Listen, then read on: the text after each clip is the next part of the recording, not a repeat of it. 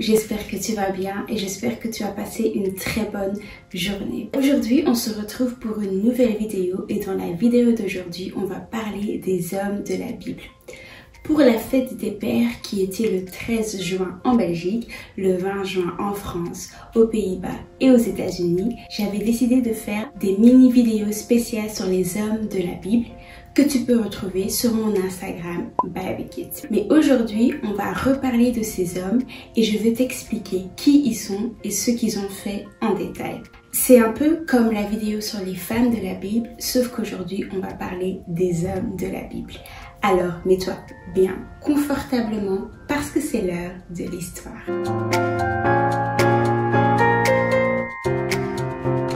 Aujourd'hui, je vais présenter 7 portraits. On va parler de Adam, de Noé, de Joseph, de David, de Jérémie, Daniel et de Jonas. De qui va-t-on parler en premier?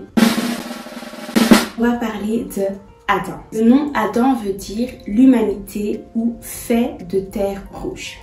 Adam est le premier homme que Dieu a créé. Après avoir créé la lumière, les eaux, la nature, le soleil et la lune, les oiseaux, les poissons, les lions, etc., Dieu a créé le premier homme. Pour cela, Dieu a pris de la poussière et a formé l'homme. Ensuite, il a soufflé dans les narines de l'homme et l'homme est devenu vivant. Ce premier homme s'appelait Adam. Adam a été créé à l'image de Dieu et à sa ressemblance. Après sa création, Dieu avait créé un jardin spécialement pour Adam. Ce jardin s'appelait le jardin d'Éden. Adam vivait là-bas et il devait s'occuper du jardin et donner des noms aux animaux. Dieu avait dit à Adam qu'il ne pouvait pas manger le fruit de l'arbre qui fait connaître ce qui est bien et ce qui est mal. Donc Adam faisait ce que Dieu lui avait demandé de faire. Et Dieu avait remarqué que Adam était le seul homme sur la terre et il ne voulait pas que Adam reste seul. Alors Dieu a créé une femme pour Adam. Et cette femme s'appelait Ève. Adam et Ève vivaient ensemble dans le jardin, ils s'occupaient du jardin et s'amusaient avec tous les animaux. Un jour, alors que Adam et Ève étaient en train de faire leur travail dans le jardin, le serpent est venu parler à Ève et lui a dit « Est-ce que Dieu vous a vraiment dit de ne pas manger le fruit de l'arbre qui fait connaître ce qui est bien et ce qui est mal ?» Ève a regardé le fruit et elle voulait tellement manger ce fruit. Alors elle a pris le fruit, elle a mangé et ensuite elle a donné un morceau de ce fruit à Adam. Quelques heures plus tard, Dieu a demandé à Adam s'il avait mangé le fruit.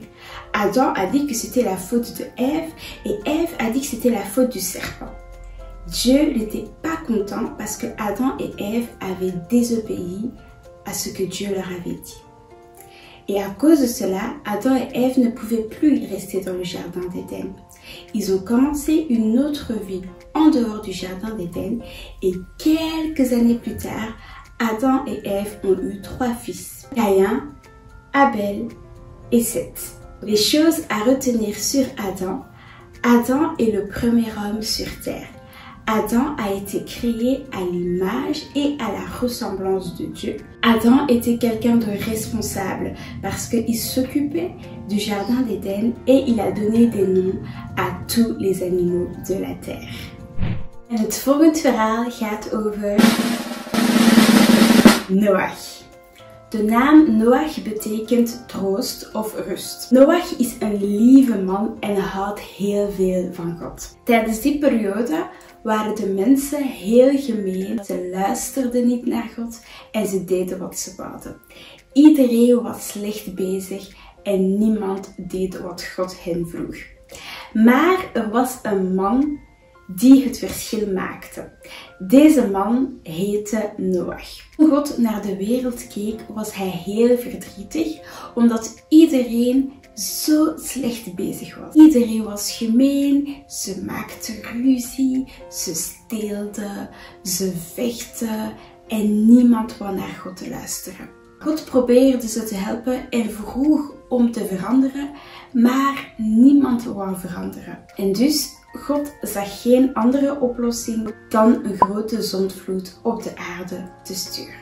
God zei tegen Noach dat hij een grote regen gedurende 40 dagen en nachten op de aarde ging sturen en deze regen ging alles vernietigen.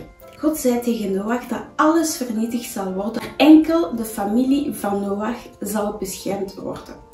God vroeg aan Noach om een grote boot te bouwen en de grote boot noemde de ark. Het duurde heel lang vooraleer de boot klaar was. Toen de ark klaar was, zei God tegen Noach dat hij voedsel in de ark moet zetten, maar dat hij ook dieren in de ark moet zetten.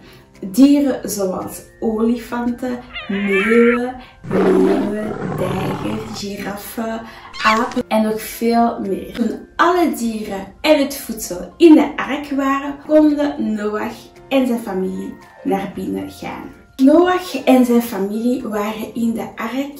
Het was misschien heel donker binnen de ark, maar ze waren niet bang omdat ze wisten dat God met hen was. Het begon te regenen.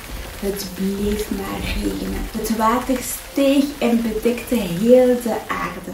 Enkel Noach en zijn familie waren veilig in de ark. Toen het eindelijk stopte met regenen, stuurde God een wind om de aarde te drogen. Noach wachtte op het signaal van God om uit de ark te gaan. Toen alles op de aarde droog was, mochten Noach en zijn familie uit de ark komen. Noach bedankte God omdat God hem en zijn familie gered had. God beloofde om nooit meer zoveel regen op de aarde te sturen om de aarde te vernietigen. Als teken voor zijn belofte gaf God ons de regenboog. Dus telkens als je een regenboog ziet, moet je aan het verhaal van Noach denken. Wat kunnen we onthouden over Noach? Noach luisterde naar God en deed wat God wou. Noach maakte het verschil. Noach vertrouwde God. En Noach en zijn familie werden gered. Et la prochaine histoire est l'histoire de Joseph. Le nom Joseph veut dire Dieu ajoute. Joseph est le fils de Jacob et de Rachel. Il avait 11 frères et était le 11e fils. Ils vivaient tous ensemble à Canaan. Jacob et Rachel aimaient beaucoup Joseph. C'était leur fils préféré. Jacob aimait tellement Joseph qu'il lui avait offert un manteau avec beaucoup de couleurs. Les frères de Joseph avaient remarqué que Jacob préférait Joseph. Alors ils étaient très fâchés contre Joseph. En plus de ça, les frères de Joseph devaient aller travailler pour garder les brebis dans les champs, alors que Joseph, lui, il devait rester à la maison pour étudier. Les frères de Joseph n'aimaient pas ça et ils n'aimaient pas que Jacob préfère Joseph. Un jour, pendant que tout le monde dormait, Joseph avait fait un rêve et dans ce rêve, il voyait le soleil, la lune et 11 étoiles. Et ces 11 étoiles se prosternaient devant Joseph. Joseph n'avait pas bien compris ce rêve, alors il a expliqué à ses frères et à son père. Ses frères se sont énervés contre lui parce qu'ils avaient compris que le rêve voulait dire que les 11 étoiles, c'était les 11 frères et qu'un jour, ils allaient se prosterner devant Joseph. Et ça, ils ne pouvaient pas l'accepter parce que Joseph était le petit frère et pour eux, c'était impossible qu'ils se prosternent devant leur petit frère. À cause du rêve que Joseph avait fait, ses frères avaient décidé de lui faire une mauvaise blague. Quelques jours plus tard, pendant que les frères étaient en train de garder les brebis, Joseph est parti les rejoindre pour voir ce qu'ils faisaient. Et quand les frères ont vu Joseph, ils n'étaient pas contents. Alors ils ont pris Joseph et l'ont jeté dans un grand puits vide. Il faisait très froid et très noir à l'intérieur. Joseph avait peur. Il criait pour qu'on vienne le chercher, mais personne ne venait. Il criait « S'il vous plaît, aidez-moi, Ruben, Siméon, Judas, venez m'aider !» Mais personne ne venait l'aider. Un peu plus tard dans la soirée, quelqu'un a aidé Joseph à sortir du puits. Au début, Joseph pensait que c'était ses frères. Mais quand il est arrivé en haut, il a vu en fait que c'était un homme qu'il ne connaissait pas. Qui êtes-vous? Je suis venu pour t'emmener avec moi. Non, laissez-moi. Mes frères vont venir me sauver. Tes frères? C'est eux qui m'ont envoyé venir te prendre avec moi. Tu vas venir avec moi dans le pays d'Égypte et tu vas travailler pour mon chef Potiphar. Et mes frères? Tu peux oublier tes frères, tu peux oublier ton père, tu peux oublier ta mère, tu peux tous les oublier parce que tu ne vas plus jamais les revoir. Joseph a commencé à pleurer. Il était très triste. Il ne connaissait pas cet homme, mais cet homme voulait l'emmener avec lui en Égypte. Quelques heures plus tard, Joseph et les hommes sont arrivés en Égypte. Les hommes ont ramené Joseph dans la maison de Potiphar, ils l'ont changé de vêtements et Joseph a commencé à travailler pour Potiphar. Il s'occupait du nettoyage et de la maison, etc. Quand Potiphar regardait Joseph, il voyait que Joseph était un peu différent. Il voyait que Joseph était quelqu'un d'intelligent et de sage. Alors, Potiphar a décidé de mettre Joseph comme le chef de la maison et Joseph s'occupait maintenant de tout ce qui appartenait à Potiphar. Tout allait bien, Joseph était heureux, Potiphar aimait beaucoup Joseph, c'était comme son petit frère, comme son ami. Jusqu'à un jour où il y a eu une erreur et les gens ont accusé Joseph alors qu'il n'a rien fait. Joseph disait que c'était pas lui, mais on ne voulait pas l'écouter et à cause de cela, on l'a jeté en prison. Joseph était vraiment triste parce que, encore une fois, il n'avait rien fait, mais on voulait lui faire du mal. Un jour, pendant que Joseph était dans la prison, il y avait deux hommes qui étaient un peu inquiets. Un était échanson, c'est quelqu'un qui s'occupe de la boisson, et l'autre était panetier, et c'est quelqu'un qui s'occupe du pain. Les deux hommes étaient inquiets parce qu'ils avaient fait un rêve, mais ils ne comprenaient pas vraiment le rêve qu'ils avaient fait. Quand Joseph les a vus, Joseph leur a demandé qu'est-ce qui n'allait pas. Les deux hommes lui ont expliqué qu'ils avaient fait un rêve, mais qu'ils étaient un peu inquiets parce qu'ils ne comprenaient pas le rêve qu'ils avaient fait. Alors Joseph leur a dit, racontez-moi le rêve que vous avez fait et je vais essayer de vous donner l'explication. Les deux hommes ont raconté leur rêve à Joseph et Joseph leur a donné l'explication. Mais Joseph leur a dit que c'est pas lui qui a donné l'explication, c'est Dieu qui a donné l'explication à leur rêve. 3 jours plus tard, l'échanson et le panetier sont sortis de prison. Et en sortant de prison, Joseph leur avait demandé de ne pas l'oublier et qu'ils devaient parler de Joseph à Pharaon. Les années sont passées et le panetier et l'échanson avaient oublié Joseph. Mais un jour, Pharaon avait fait 2 rêves. Et Pharaon était inquiet. Il a même sursauté parce qu'il ne comprenait pas vraiment le rêve. Pharaon a appelé tous ses serviteurs et tous les sages du pays pour qu'ils lui donnent l'explication à son rêve. Mais personne n'arrivait à donner l'explication du rêve. Pharaon s'est mis en colère. Il y avait là, à côté de Pharaon, l'échanson. Et l'échanson s'est souvenu que quand il était en prison, Joseph lui avait donné l'explication à son rêve.